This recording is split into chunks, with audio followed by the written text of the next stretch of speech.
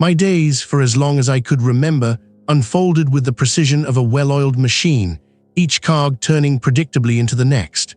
As an archivist, I thrived on order, on the quiet dignity of forgotten papers and the hushed whisper of history held captive in manila folders. My office, a sanctuary of oak and lampglow, smelled perpetually of aged paper and a faint, metallic tang from the old filing cabinets. I spent my hours meticulously cataloging, my fingers tracing the brittle edges of documents, my mind finding solace in the neat rows of dates and names. It was a life I had chosen, a life I cherished for its utter lack of surprises, its predictable rhythm.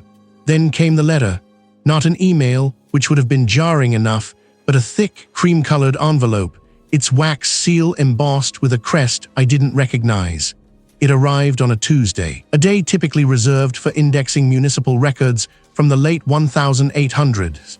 The postman, a stout man with perpetually rosy cheeks, handed it to me with a curious tilt of his head, as if sensing the disruption it portended. I remember the weight of it in my hand, the unusual texture of the paper, alien against the familiar smooth cardstock of my usual correspondence. The solicitor, a lean man with spectacles perched precariously on his nose, introduced himself as Mr. Thorne. He spoke in clipped, precise tones, his voice as dry as the parchment he laid before me. He informed me without preamble or emotion that I was the sole inheritor of a substantial estate. A Victorian manor, sprawling and isolated, nestled deep within a forgotten corner of the countryside. My relation to the deceased, a distant relative named Elara Vance, was tenuous at best, a name I had never heard spoken. A branch of the family tree I hadn't known existed. The news hung in the air, heavy and incongruous, like a misplaced artifact in my perfectly organized life. I signed the necessary papers with a hand that felt oddly disconnected from my arm, my signature a stranger's scrawl. The solicitor offered little in the way of explanation, only a brief mention of Elara Vance's reclusive nature and a cryptic comment about the property's unique history. Spoke of an obligation, a duty to the legacy, which resonated with my meticulous nature, even if the legacy itself remained a blank page. A nascent curiosity, a tiny, unwelcome spark flickered within me. The drive out to the manor was a gradual descent into isolation. The asphalt roads gave way to cracked tarmac, then to gravel, and finally to a barely maintained dirt track that snaked through dense, oppressive woods. The sky, a uniform gray when I started, deepened into a bruised purple as the afternoon waned. My small, sensible sedan, usually a silent companion, groaned and protested with every rut and stone.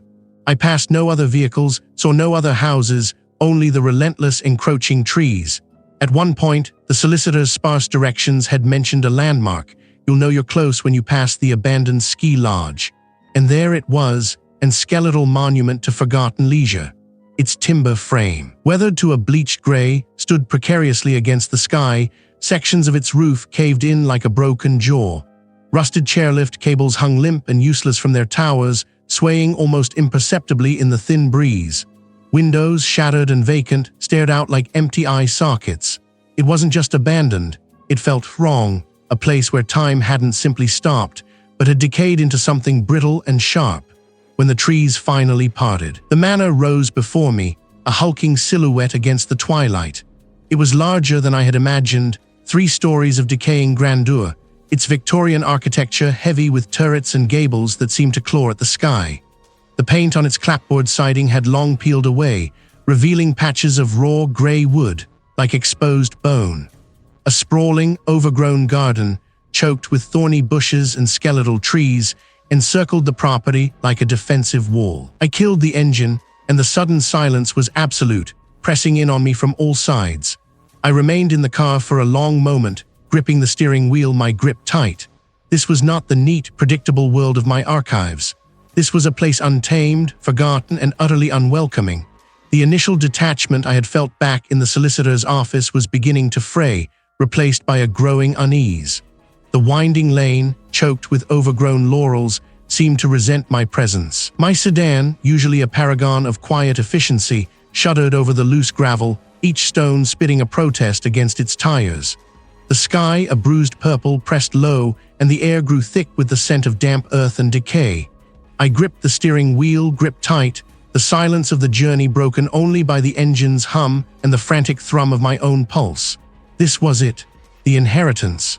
The manor loomed into view, a silhouette against the fading light. Turrets clawed at the sky, and gables sagged like weary shoulders. Windows, dozens of them, were dark, vacant eyes staring out from a face of weather-beaten stone and peeling paint. It was larger than any photograph could convey, more imposing, more alive than I had anticipated. My meticulous mind, accustomed to cataloging and filing the predictable, found itself utterly unprepared for this sprawling, unkempt monument to a forgotten past. I parked the car, its engine ticking softly in the sudden quiet, a sound almost sacrilegious in the vast, still expanse. With a deep breath that tasted of dust and old wood, I pushed. The hinges groaned, a long, drawn-out complaint that echoed through the cavernous foyer, revealing a gloom so profound it felt like a physical weight. The air inside was stagnant, heavy with the perfume of time, dust, mildew, and something else, something metallic and faintly sweet that I couldn't quite place. This was not merely old. It was forgotten, neglected, left to stew in its own history.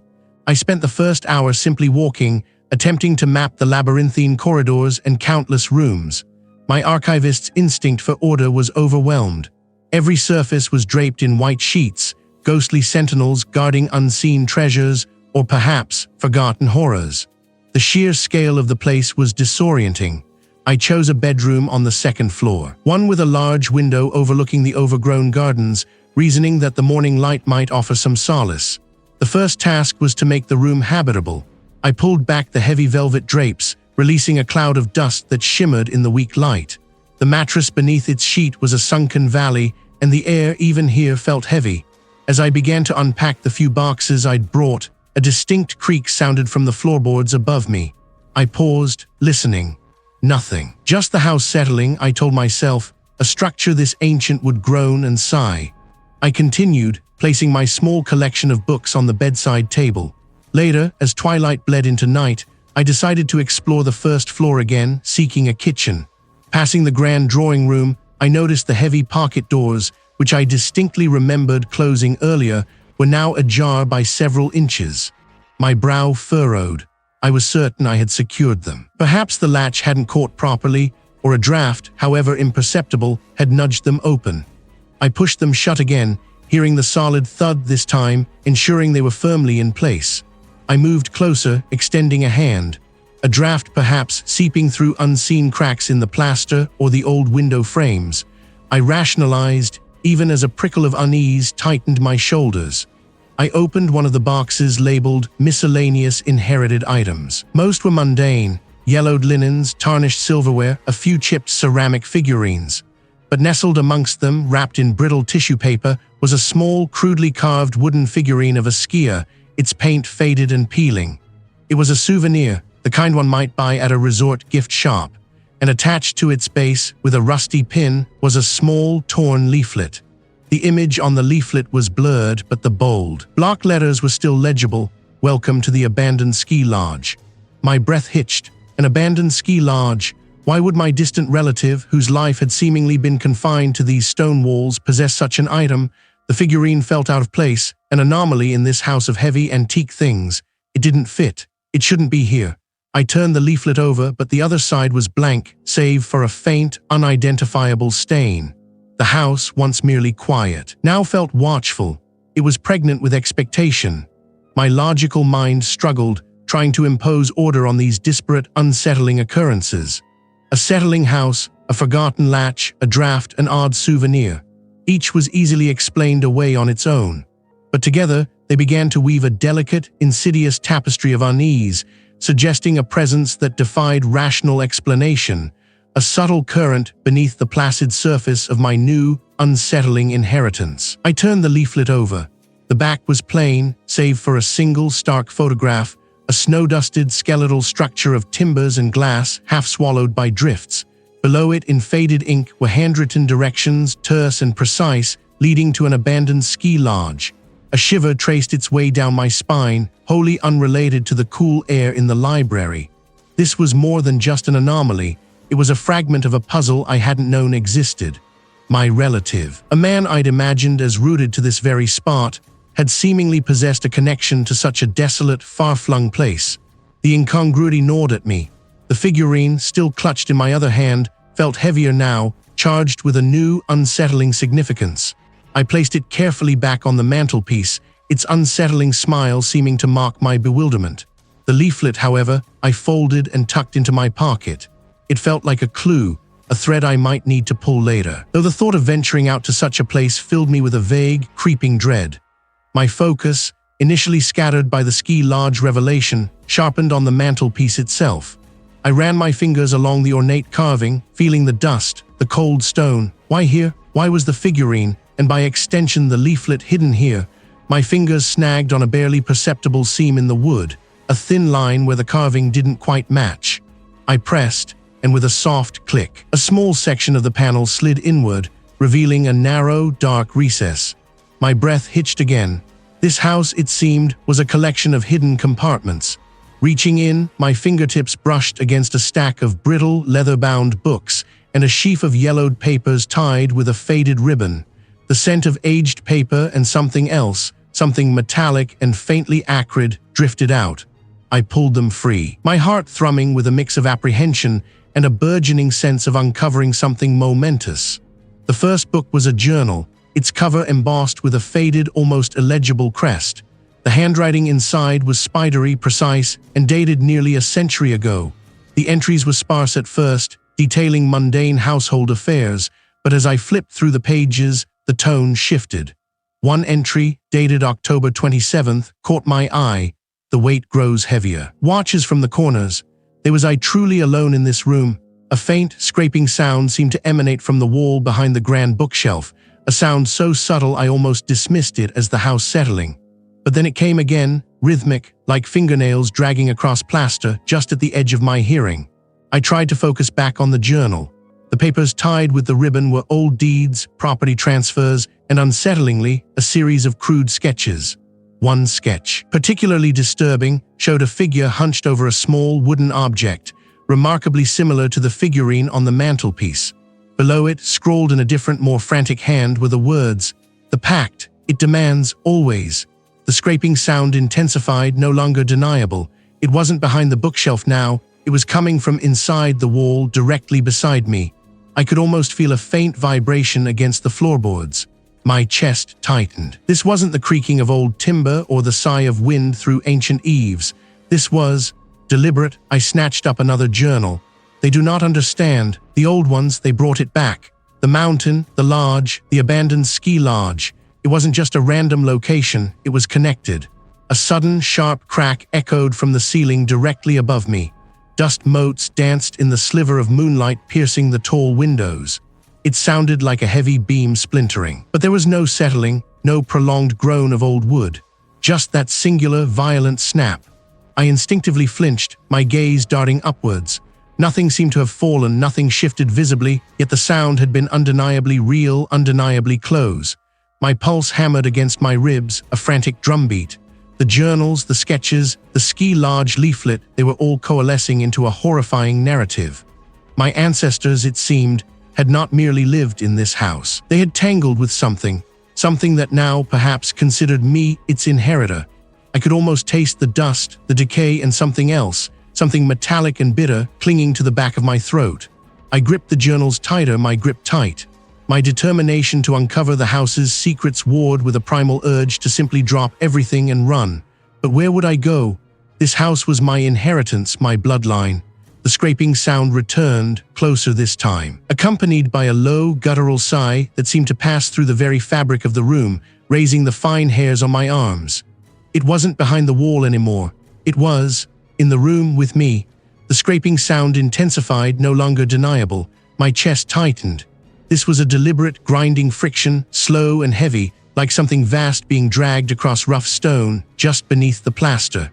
A fine, almost imperceptible dust, the color of dried bone, began to sift from a hairline crack that spiderwebbed outwards from the baseboard. My breath hitched. I pressed my palm against the wall, a foolish, instinctual gesture. The vibration was clearer now, a low thrum that seemed to resonate deep within my own bones. My meticulous nature, my archivist's need for order and explanation, screamed for a rational cause. Rodents, Too heavy, settling foundation, too localized, too rhythmic.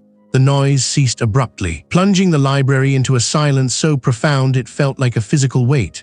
My ears strained, catching only the frantic pulse in my own temples. A sudden sharp thump from the floor above made me flinch, my head snapping upwards. It sounded like a heavy book dropped, or perhaps a piece of furniture toppled. I had secured all the windows before I came down. No drafts, no open sashes. I was alone in this colossal structure, or so I had believed. My hand instinctively went to my pocket, fumbling for my phone. I needed to call someone, anyone. A colleague, a distant acquaintance, even the property agent who had facilitated this cursed inheritance. The screen glowed, displaying a full battery, but the signal bars were stubbornly empty. No service. I tried again, moving closer to a window, then to the front door. Nothing, not a single bar. I hadn't noticed the lack of signal before, too engrossed in my solitary exploration. I tried the Wi-Fi, the router light was off, dead. The internet, my lifeline to the world, was gone. A cold dread began to seep into my gut, replacing the initial shock. This wasn't just a coincidence. The house was cutting me off. I had to leave. My car, a reliable sedan, was parked in the gravel drive. The air outside was damp and heavy, tasting of pine needles and decay. I fumbled with the lock, my hands shaking slightly, and slid into the driver's seat. I tried again and again. The battery was fine. The fuel tank was full. It had been running perfectly yesterday. I slammed my fist against the steering wheel. This wasn't chance. This wasn't a series of unfortunate events. This was deliberate. I got out, staring at the imposing facade of the manor, its windows like vacant eyes. Through a narrow gap in the winter-bare trees, I could just make out the silhouette of a sprawling, derelict structure on a distant ridge, the abandoned ski lodge. Its skeletal lifts clawed at the gray sky, a monument to forgotten leisure, now just another stark reminder of how truly isolated I was. No neighbors for miles, no passing traffic, and now no escape. As I stepped into the foyer, the massive oak front door, which I had carefully latched, swung slowly inward with a groan, revealing only the dim, gray afternoon. I watched, mesmerized and horrified, as it continued its slow, deliberate arc until it was wide open. "Hello?" My voice was a reedy croak, swallowed instantly by the vast space. No answer. I slammed the door shut, the sound echoing through the house like a gunshot. My heart hammered against my ribs. I had to find an explanation, a reason. I turned, my eyes scanning the foyer, desperate for a clue, anything that could anchor me to logic. My gaze fell upon the grand staircase. Halfway up, perched precariously on the banister, was a small, tarnished silver locket. It hadn't been there before. I was certain. I had walked past this banister dozens of times. With a growing sense of unease, I climbed the creaking stairs. The locket was cool beneath my trembling fingers. It was old, intricately engraved with a swirling, almost serpentine pattern that I recognized. I had seen it before, on one of the fragmented journal entries. It was a family crest, a symbol of the forgotten relative. I pried it open. The sketch was crude but unmistakable, a stylized depiction of this very house, with a single prominent window on the third floor glowing with an unnatural, sickly green light, and beneath it, scrawled in faded ink, a single word, Watcher. My mind reeled. Watcher. The word resonated with the feeling of being observed, of being trapped. The house wasn't just old and decaying. It was alive, aware, and actively hostile. My meticulous mind, my archivist's discipline, was fracturing under the weight of the impossible. Was I unraveling, or was the house truly malevolent, a living tomb that had chosen me for its next inhabitant? The locket clutched in my hand, I felt the walls of the manor closing in, not metaphorically, but truly, tangibly, pressing in on me, eager to swallow me whole.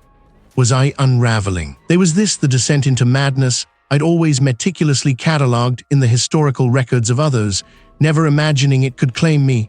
The word, Watcher, still clawed at the back of my throat, a dry, bitter taste. The house, my inheritance, was not merely a collection of decaying wood and forgotten memories. It was an entity, a predatory gaze fixed solely upon me. My archivist's mind, usually a fortress of logic, felt porous, riddled with cracks through which the impossible seeped in. But then something else surfaced, a stubborn ember in the ashes of my terror, defiance. I was Omar. I sought truth, not surrender. If the house was alive, I would understand its pulse, its hunger. I would not be merely observed, I would observe in return. The fragmented journal, the one I'd dismissed as the ravings of a tormented mind, lay open on the library table. Its final, water-damaged pages, previously illegible, now seemed to shimmer with a faint, unholy luminescence in the dim light. Or perhaps it was just my straining eyes, desperate for clarity. I leaned closer, my breath hitching as a single, coherent phrase emerged from the blurred ink. The communion must be contained. At the summit, the large. Below it, a series of coordinates, scrawled with a frantic urgency that made my own hand tremble. A chill, deeper than the autumn air seeping through the manor's cracked windows, settled in my bones. The large. I remembered passing it once, a skeletal outline against the distant mountain range during my initial drive to the estate. An abandoned ski lodge, forgotten and reclaimed by the wilderness. Why there and what communion? I checked the coordinates against a faded map of the region I'd found in the study. A match. This was it. This was where a piece of the puzzle, a terrifying fragment of the truth, awaited me.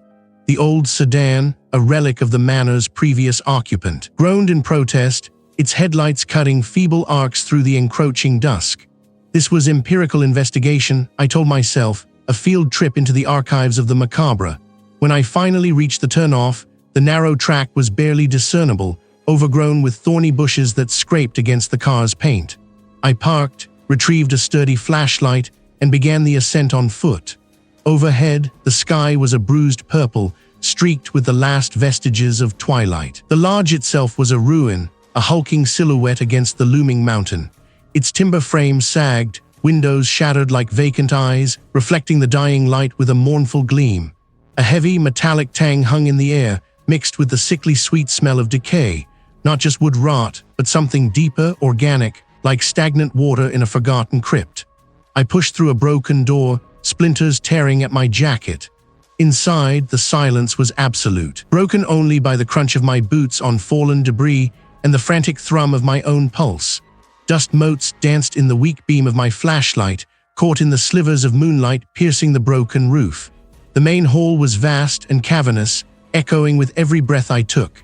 Broken chairs lay scattered like discarded bones, their stuffing spilling out in clumps of moldy carton. A grand fireplace, once the heart of warmth, now gaped like a black maw, choked with dead leaves and a fine gray ash that stirred faintly as I passed. They weren't just water damage, they had a peculiar reddish-brown hue like old, dried blood. My stomach churned. I moved deeper, driven by an urgency I couldn't fully articulate. The journal's words echoed, the communion must be contained. Contained? What horror had this place held? I found myself in what must have been a recreational room, judging by the overturned pool table and the faint chalk marks on the floor. But here, the atmosphere thickened, pressing down on me like a physical weight. The air was frigid despite the lack of wind, and a faint, high-pitched whine seemed to vibrate in the very timbers of the lodge. My flashlight beam, now feeling inadequate, caught on something in the center of the room. A raised platform, crudely constructed from scavenged planks, stood like a makeshift altar. On it, a collection of objects, tarnished silver, dried flowers that crumbled at the slightest disturbance, and a single petrified bird, its wings outstretched in a silent scream. And beneath it all, etched into the wooden floorboards, was a symbol. Not one I recognized, but its geometric lines were unsettlingly familiar, mirroring the strange patterns I'd seen in the manor's hidden alcoves. Not a sound from the wind, not an echo, nothing, no one. It was not just a voice. It was a sensation, a thought planted directly into my mind. This was no mere observation. This was direct communication.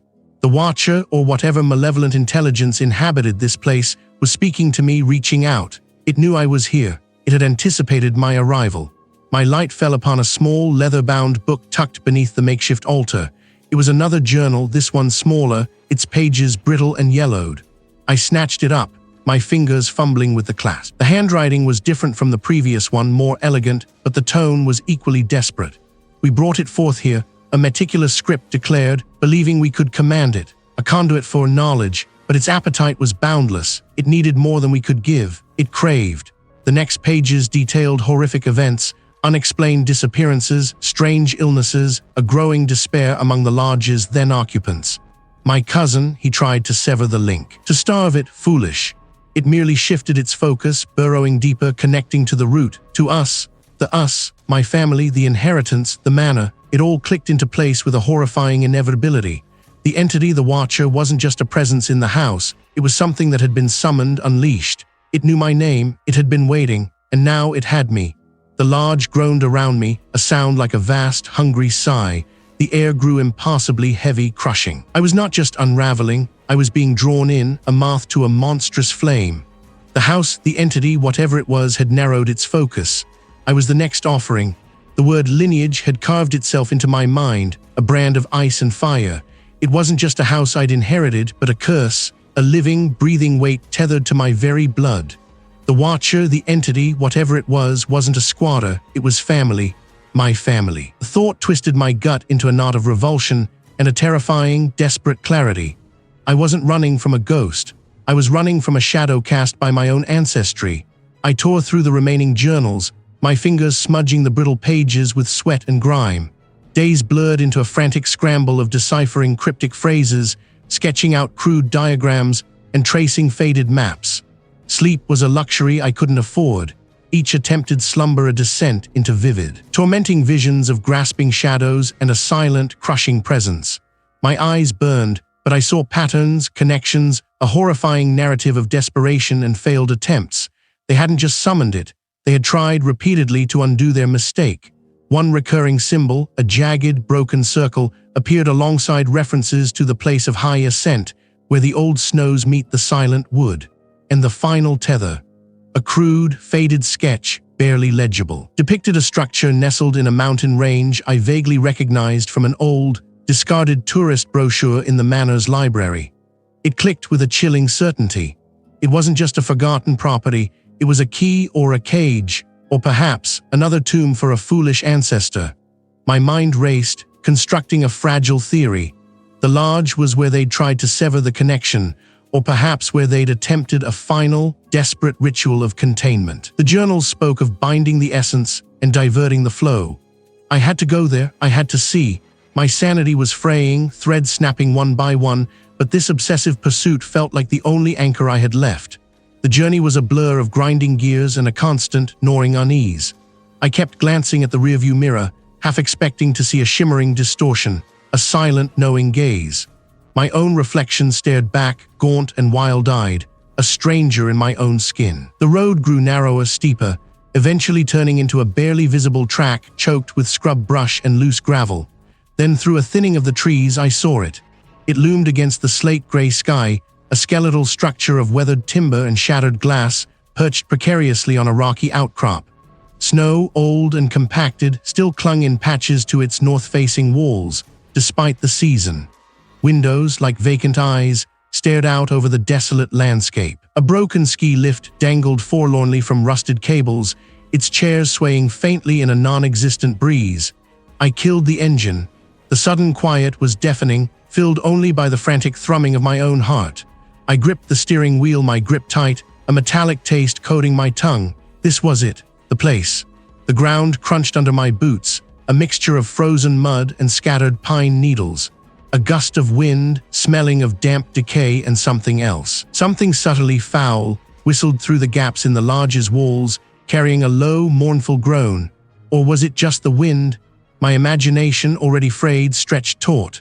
The main entrance, a gaping maw, was unbarred, the heavy double doors hanging askew on rusted hinges. I pushed one open, sending a shiver of dust and debris raining down. Overturned furniture lay scattered like discarded husks, draped in thick shrouds of dust and cobwebs. My breath plumed in the frigid air. I had to find it, whatever it was. The journals had mentioned a central chamber and a seal. I navigated through the gloom, my footsteps echoing unnaturally loud in the vast space. I found it in what must have been the old dining hall. A massive, circular table, deeply scarred and etched with the same broken circle symbol I'd seen in the journals, dominated the center of the room. Around it, 8 wooden chairs lay toppled, as if their occupants had fled in a sudden, violent panic. On the tabletop, amidst the dust, rested a single tarnished silver locket. It was open, revealing 2 miniature sepia-toned portraits, my ancestors. The faces were unfamiliar, but the eyes, even in the faded images, held a haunted, distant look. A wave of nausea washed over me. This was a place of ritual, of desperation. My ancestors had been here, They had gathered, they had tried. As I reached for the locket, a low hum began, not in the air, but within my skull. It vibrated through my teeth, rattled my bones. The air grew impossibly heavy, pressing in on me, stealing my breath. The room was not empty, it was here. When I opened them, the scene had subtly shifted. The chairs around the table were no longer toppled. They were upright, positioned as if ready for occupants. And in the center of the table, where the locket had been, now lay a crude, blood-stained bone shard. My gaze snapped to the locket, which was now clutched in my own trembling hand. Had I moved it, or had it never been there at all? They were not words, but a cacophony of sound, 1,000 voices speaking at once, yet conveying no meaning, only a profound, ancient malice. My head throbbed. This wasn't just a confrontation, it was an assault. My ancestors hadn't just tried to contain it here. They had bound it to this very place, with their fear, with their failed rituals, and with their own blood. The lodge wasn't a prison, it was a feeding ground, and I, Omar, had walked right into its maw. I looked down at the locket in my hand, the faces of my ancestors now seeming to mock me. They hadn't escaped. They had simply left, leaving their torment behind, waiting for the next of the lineage to return. My presence here, my frantic search, my desperate hope, it was all part of its design. A fresh victim, delivered right to its doorstep. I was trapped. The revelation hit me with the force of a physical blow. The final tether wasn't a method of containment. It was the mechanism by which the entity could draw its sustenance, its power, from the very bloodline that had summoned it. And I, Omar, was the current source. My family. The thought twisted my gut into a knot of cold dread, then solidified into a desperate resolve. If it was family, if it was bound to me, then perhaps I, too, had a part to play in this grim inheritance. I wasn't just a victim, I was a participant. I returned to the manor's library, the silence now a heavier, more judgmental thing. My fingers, trembling slightly, sifted through the remaining journals, the ones I'd dismissed as too fragmented, too nonsensical. Now the scribbled half-thoughts and feverish etchings seemed to coalesce. One brittle, leather-bound volume, its pages thin as onion skin, fell open in my hands. The script was spidery, almost illegible, but a recurring symbol, a twisted knot of lines pulsed from the yellowed paper. And beside it, the same phrase, repeated in various agonizing forms: the severing, the great unbinding, acknowledge and release. The text spoke of a ritual, not of appeasement, but of separation. It wasn't about destroying the entity, but about breaking the bond, severing the ancestral tether. My ancestor, the writer, had been tormented too, driven to this desperate act.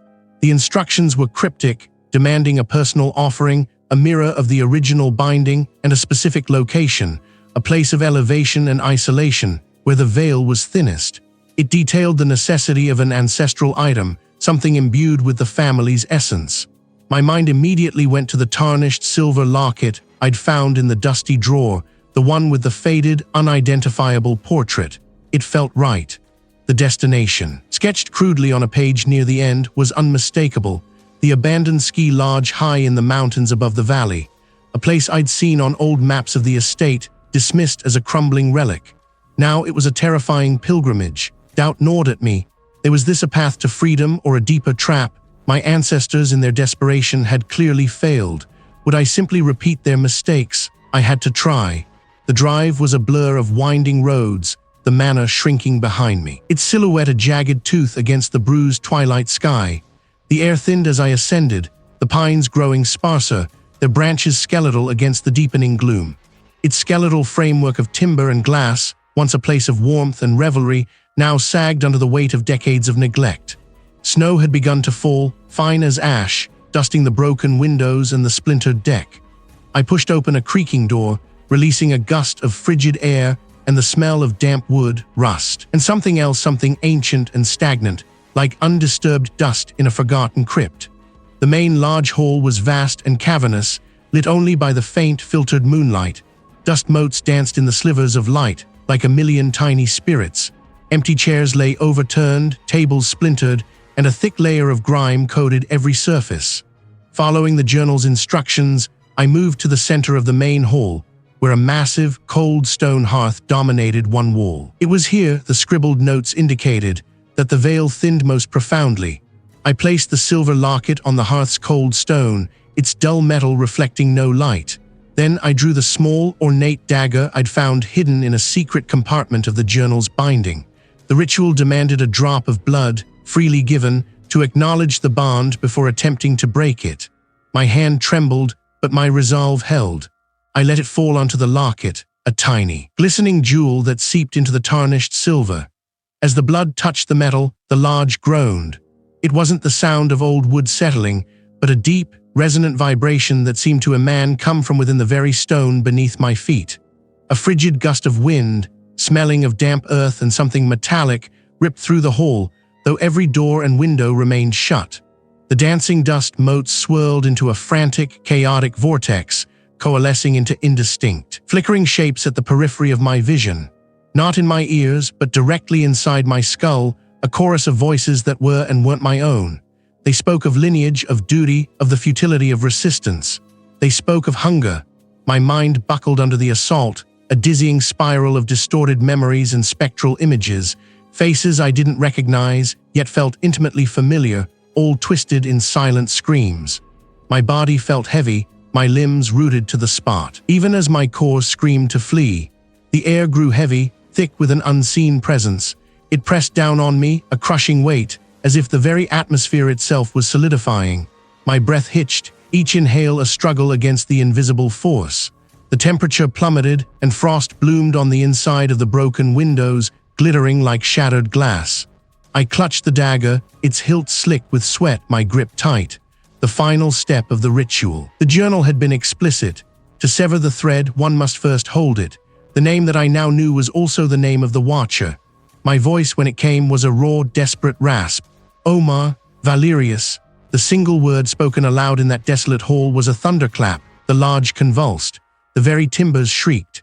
The flickering shapes in the dust solidified, stretching, reaching, not quite figures, but suggestions of limbs, of grasping hands, of gaping mouths. A profound, piercing wail tore through the space, a sound that bypassed my ears and reverberated directly in my chest, threatening to shatter my ribs. It was a cry of ancient pain, of furious betrayal, of something being torn. The pressure intensified, flattening me. I felt something trying to pull me apart, to stretch my consciousness thin, to unravel the very fabric of my being. The Watcher, my family, was here now, truly unleashed, attempting to reclaim what it felt was its own. This wasn't merely a confrontation, it was a battle for the very essence of myself. I had to break free, I had to. The single word spoken aloud in that desolate hall was a thunderclap. The abandoned ski lodge convulsed. The very timbers shrieked, a sound like ancient bones grinding, a protest against the rupture of its long-held quiet. A profound, piercing wail tore through the air, vibrating in my teeth, rattling the very marrow in my bones. It was a chorus of grief and rage, and for a horrifying moment, I felt myself being pulled apart by its sheer force, my consciousness fraying at the edges. But I was Omar. I was an archivist. I had found the final journal, the one tucked beneath the loose floorboard in the lodge's forgotten pantry, its leather cover slick with ancient grime. I knew what I had to do. The wail intensified, a vortex of despair threatening to swallow me whole, but I clamped my eyes shut, focusing on the words etched into my memory, the final instruction from my forgotten ancestor. It wasn't about banishing them, not truly. It was about acknowledging them, giving them their due. My voice, thin and reedy against the monstrous cacophony, began to speak. I recited the names, the forgotten names of those tied to the manor, the ones whose suffering had been buried beneath generations of silence. Each syllable was a shard of glass in my throat, each name a weight heavier than I could bear. The air grew impossibly cold, then searing hot, a pressure building behind my eyes until I thought my skull would crack. The grasping shapes pulsed, drawing nearer, their silent shrieks mirroring the audible ones, their spectral fingers brushing against my skin, raising gooseflesh that prickled with a static charge. As the sound left my lips, the world fractured. The wail choked, dissolved into 1,000 dying gasps. I felt myself falling, tumbling through nothingness, a profound emptiness that was far more terrifying than the chaos that preceded it. I lay sprawled on the grimy floor of the abandoned ski lodge, my cheek pressed against rough, splintered wood. My lungs burned, and I gasped, a painful, ragged breath that tasted of dust and decay. The air, though still thick with the scent of old wood and forgotten lives, no longer vibrated with malevolent energy. The flickering shapes were gone. The wail had ceased. Only the faint creak of settling timbers remained, a mournful whisper in the vast, echoing space. Slowly, carefully, I pushed myself up, my limbs heavy and uncooperative.